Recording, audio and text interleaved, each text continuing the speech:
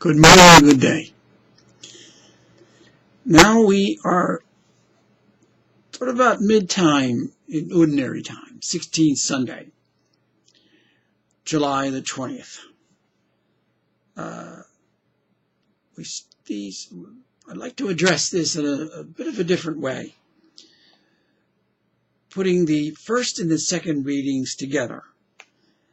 The first reading, Wisdom, chapter 12, verse 13, then skipping to 16 to 19. Seeing that wisdom, the theme of wisdom, this wisdom reading, is God's power being used for us. Great power. But God looking after us. And then the second reading, Paul's letter to the Romans. The Spirit comes to the aid of our weakness. The Spirit pleading for us. The Spirit Himself intercedes with inexpressible groanings for us, because He intercedes for the holy ones according to God's will, looking out after us, concerned always for us. Then that wonderful gospel reading, the weeds and the wheat. The choice here is clear. Do we choose to be weeds or do we choose to be wheat? Do we choose to be one of God's people or do we choose to be one of the devil's people?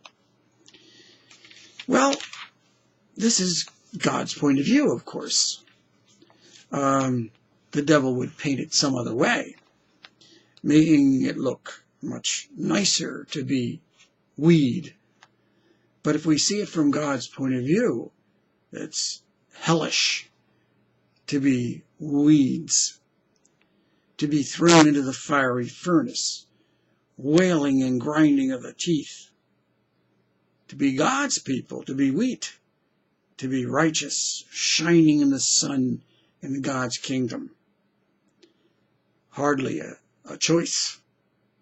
There's only one thing to choose. To be God's people, to be the wheat. This is a world in which we grow together. The weeds and the wheat. To see it from God's point of view, it's clear. There's only one choice. To be God's people. To shine the sun. To be glorious with Him. Never to let ourselves be deceived. To always plead to the dear Lord, help me to see it your way. Because you are the only one who has the truth. Never let me be deceived by the devil. May the God, the dear and gracious Lord, always aid us to see it with His eyes of truth. God bless us. God bless us always.